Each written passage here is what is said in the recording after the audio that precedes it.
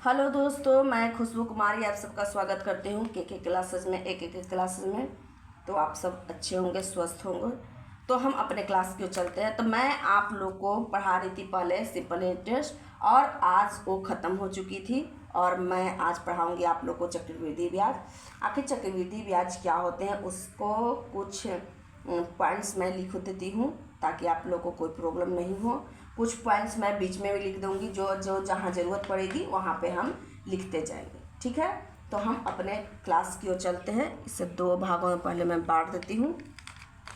देखिए, यहाँ चक्रवृद्धि ब्याज,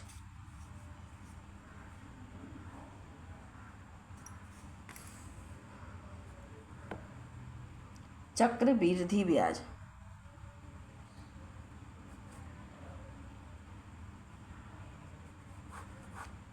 चक्रवृद्धि ब्याज। ठीक है, इसका डिफिनेशन। आखिर चक्रवृद्धि ब्याज क्या होता है, मैं आप लोग को एक नॉर्मल तरीके से बताते। चक्रवृद्धि ब्याज का मतलब होता है, जैसे हमने किसी से, मान लिया जाए कि राम से हमने 500 रुपया लिए 2% के हिसाब से 2 साल के लिए। ठीक है, तो 2 साल के लिए लिए तो यानी हमको हर मंथ हमको 2% के हिसाब से 500 रुपया पर उसको ब्याज देना पड़ रहा है। अब वही अगर हम ब्याज नहीं देते हैं राम को, तो राम बोलता है कि देख भाई से हमको नहीं तुम दे रहे हो। राम बोलता है श्याम से, ठीक है, श्याम को दिया, राम श्याम से इससे लिया, ठीक है, श्याम से लिया राम। ठीक है, मान लीजिए श्याम से अगर राम लेता है 500 रुपया, तो उस श्याम को ब्याज नहीं दे पा रहा हर मंथ। तो क्या होता है कि जब वो ब्याज नहीं दे पा रहा है तो राम बोला कि देखो भाई, तुम पैसा नहीं दे रहे हो हर मंथ ब्याज, तो हम उसका भी सूद लेंगे। तो वही होता है, मतलब सूदों का भी सूद लगाना, जो देहाती भाषा में सूद का भी सूद लगाना ही हम क्या कहलाता है, ब्याज कहलाता है। सूद का भी सूद लगाना क्या कहलाता है, ब्याज, चक्रवृद्धि ब्याज कहलाता है, यानी ब्याजों का ब्याज लगाना। यही एक तरह से हम उसको कह सकते हैं कि यही हमारा चक्रवृद्धि ब्याज है। एक समझने का एक जरिया मैं बताई। ठीक है, तो देखिए इस डिफिनीशन को हम इसको किस तरह से लिख सकते हैं। तो यहाँ लिख सकते हैं कि ब्याज की वह राशि जो निश्चित समय और दर पर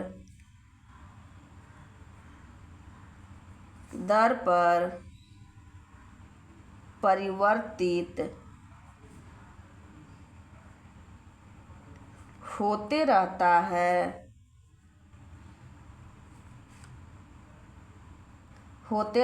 चक्रवृद्धि ब्याज कहलाता है।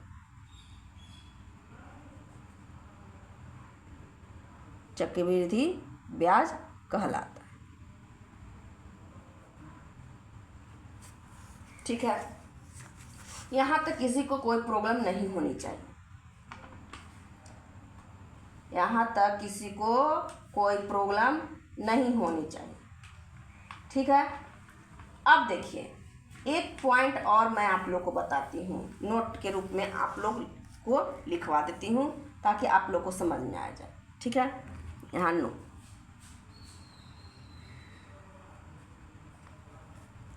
कि जब ब्याज की दर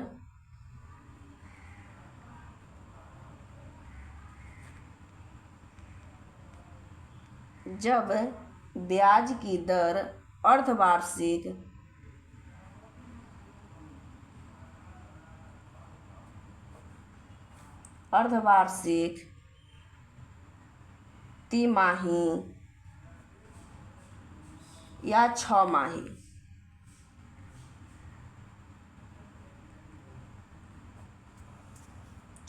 रहे, तो अगर ऐसा रहे तो हमें क्या करना चाहिए। अगर मान लिया जाए कि अर्धवार्षिक हो, पहला पॉइंट अर्धवार्षिक, अगर क्वेश्चन में कह दिया कि समय जो है अर्धवार्षिक रूप से चलती है तो हम क्या करेंगे, तो क्या करेंगे कि समय को हम क्या करेंगे, दुगुना कर देंगे, यानी समय में 2 से गुना करेंगे। जैसे अर्धवार्षिक का मतलब हुआ कि 6 महीना का 1 साल, ठीक है। तो 1 साल हमको पूरा करने के लिए क्या करेंगे, 6 महीना का 2 हो गया, 6 महीना ना 2 हो गया, इसी चलते हम अर्धवार्षिक को 2 से गुना कर दिए, ठीक है।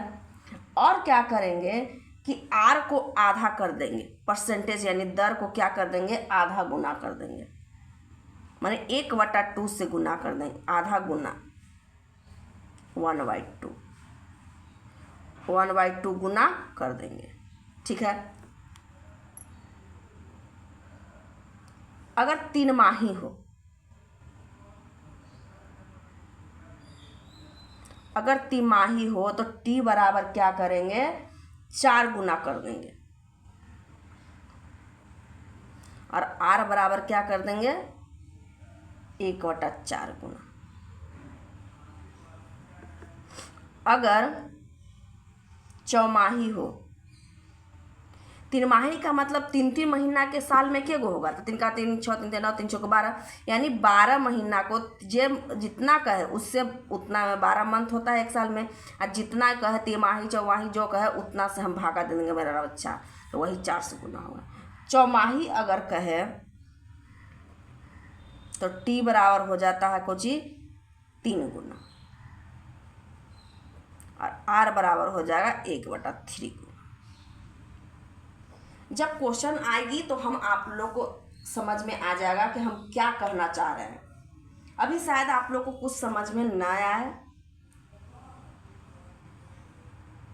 धीरे धीरे आप लोग को सब समझ में आ जाएगी, ठीक है। तो अब हम चलते हैं अपने क्लास में। तो मैं आप लोग को सिंपल क्वेश्चन देकर समझाती हूँ। और एक बात और, मैं जो ट्रिक बताने वाली हूँ उसको दिमाग में बैठाइएगा, बनाते हुए उसको बनाने का तरीका समझिएगा, और उसी तरीका से मैं टोटल क्वेश्चन बना दूंगी, चाहे वो उसमें सिंपल इंटरेस्ट अगर चक्रवृद्धि ब्याज दिया हुआ हो, साधारण ब्याज पूछ दे, दर पूछ दे, समय पूछ दे, कुछ भी पूछ दे, हम उसी नियम पर डटे हुए रहेंगे। जैसे कि हम बताए थे आप लोगों को कार्य एंड समय में, पाइप नल भी उसी अनुसार से बताए थे, नल पाइप वाला सब एक ही तरीका से बताए थे ताकि कोई दिक्कत ना हो, ठीक है। तो इसी तरह से इसमें भी हम आपको बताने वाले हैं, उसको ध्यान से देखिए। और एक आप लोग से रिक्वेस्ट है, थोड़ा आप लोग शेयर कीजिए और सब्सक्राइब करते रहिए, एक दूसरे से शेयर करते रहिए, लाइक करते रहिए, ठीक है। तो हम चलते हैं अपने क्लास की, क्वेश्चन हम लिखाते हैं और उसको बनाने का तरीका मैं आप लोग को बताती हूँ, ठीक है। मैं आप लोग को क्या करती हूँ, बनाने का तरीका बताती हूँ। 1 मिनट। तो हम क्वेश्चन लिखते हैं और वो क्वेश्चन को हम आप लोग को बनाने के तरीके समझाते हैं, ठीक है। बनाने के तरीके को समझाते हैं। जैसे यहाँ क्वेश्चन दिया हुआ है कि क्वेश्चन जब मान लिया जाए कि कुछ क्वेश्चन दिए हुए हैं कि 750 रुपया, या लीजिए 7,500, ठीक है, इतना कोई भी मान लीजिए, उससे कोई मतलब है, इतना रुपया का 8% वार्षिक चक्रवृद्धि ब्याज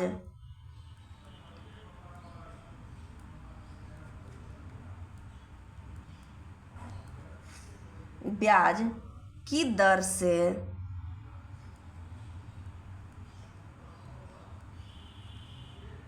दर से 2 वर्ष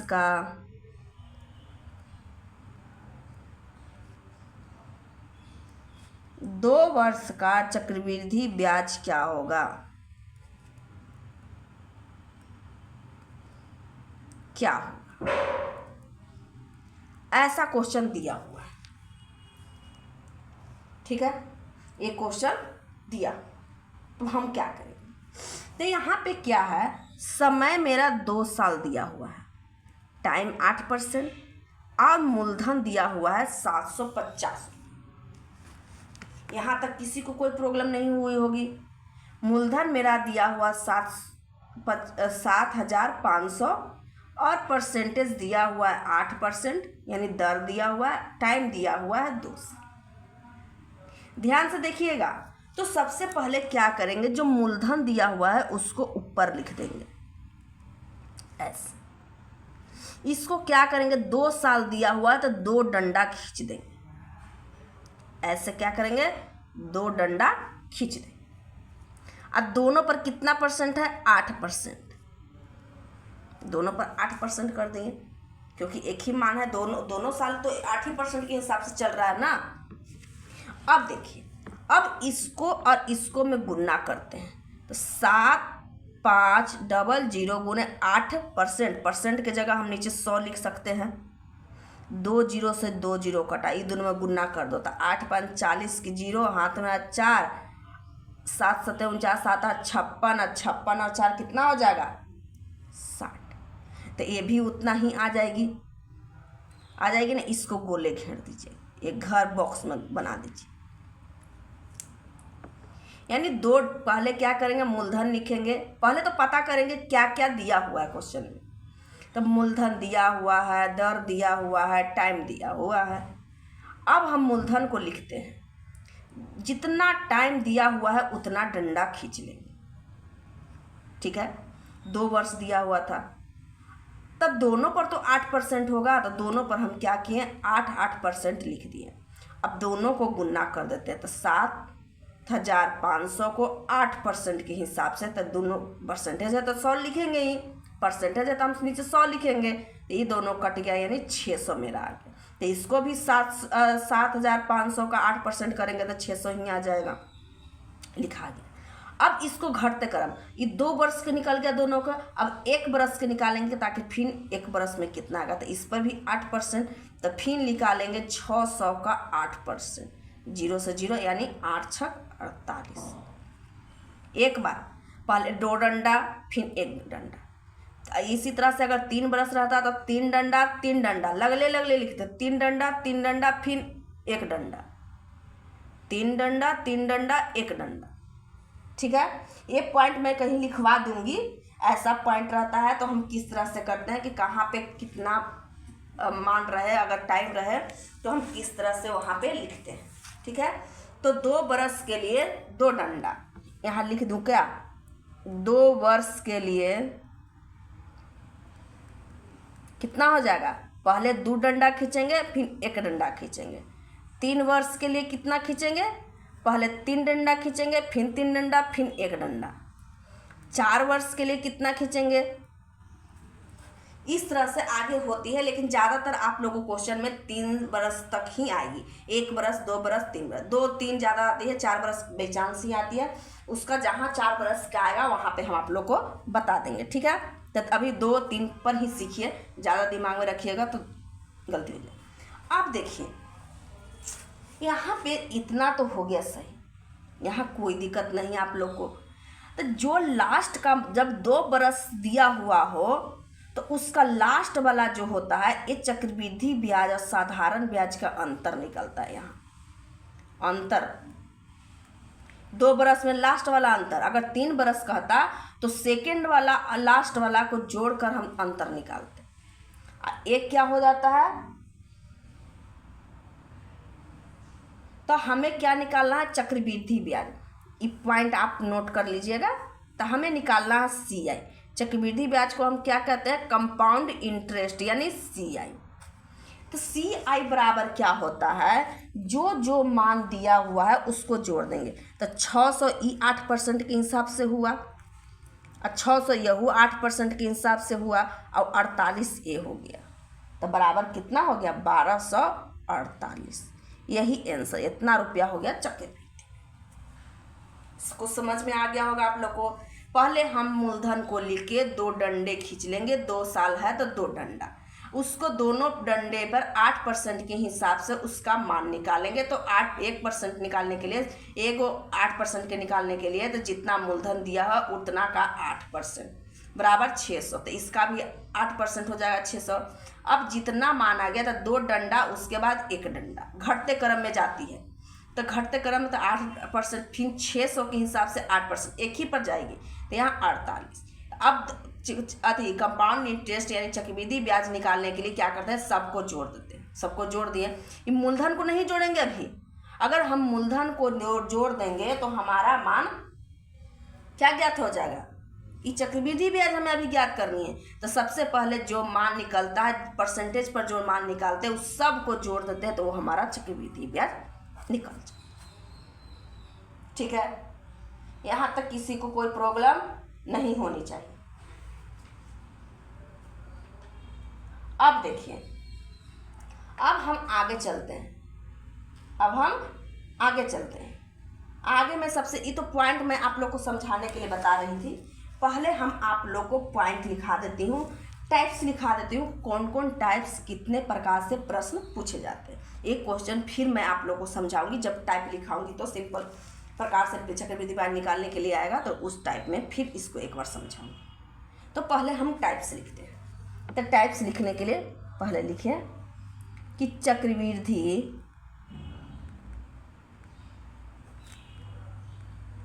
ब्याज में पूछे गए प्रश्नों के प्रकार।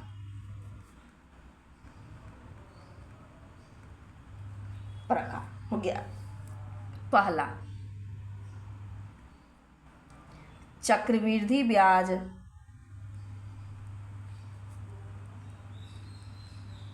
निकालने पर आधारित।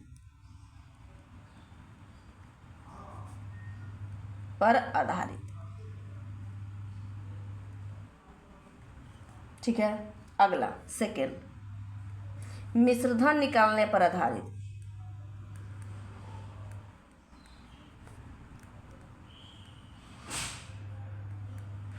मिश्रधन निकालने पर आधारित। थर्ड, जब एक से अधिक दर रहने पर। जब एक से अधिक दर रहे तो, दर रहने पर उस पर अगर कह देगा चक्रवृद्धि ब्याज निकालने के लिए अधिक दर रहेगा, जैसे 4%, 2%, 4 ऐसे इस तरह से रहेगी तो। चौथा, समय पूर्णांक में रहे तो, जैसे कह देगा कि 2.1/3 वर्ष, इस तरह से रहेगा, तो हम कैसे बनाएंगे, समय पूर्णांक में दिए रहने पर।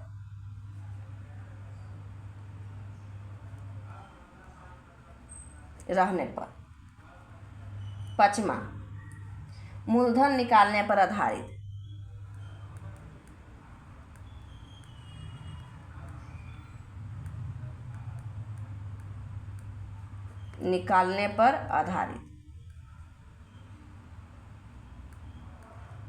छठा, गुणात्मक प्रश्न में दर निकालने पर आधारित। गुणात्मक दिया हो, गुणात्मक कि इतना गुना हो, इतना दर हो, तो इस तरह से कैसे निकालेंगे, तो गुणात्मक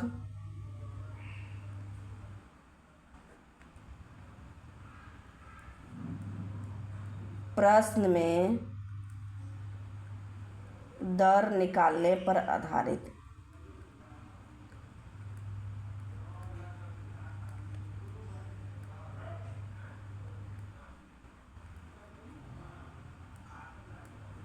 सतमा, जब 2 मिश्रधन और समय दिया रहने पर।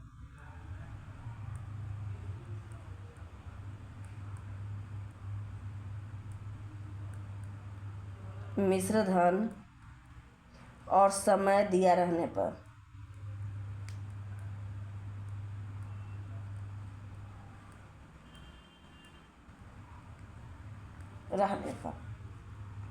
क्या है, वो मूलधन निकालने के लिए कहे, चाहे कुछ भी निकालने के, दर निकालने के लिए कहे। समय दिया हुआ तो दर भी पूछ सकता है, मूलधन भी पूछ सकता है। अब देखिए आठवां, समय एक दूसरे का दुगना रहने पर।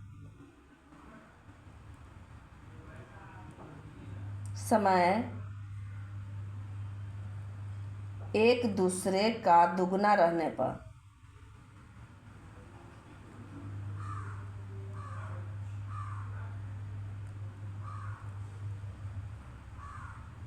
दुगना रहने पर, ठीक है। 9वां, चक्रवृद्धि ब्याज और साधारण ब्याज के अंतर निकालने पर। CI और SI लिख देती हूँ, CI और SI, CI और SI के अंतर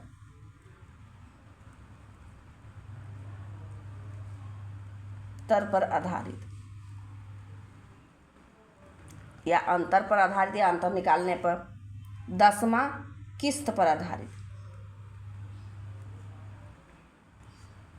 बस यही आधारित, बस इतना याद रखिएगा कि इस पॉइंट को आप दिमाग में बैठा लीजिएगा। इसी तरह से सारा क्वेश्चन इसी पे बन जाएगा, कोई दिक्कत नहीं, ठीक है।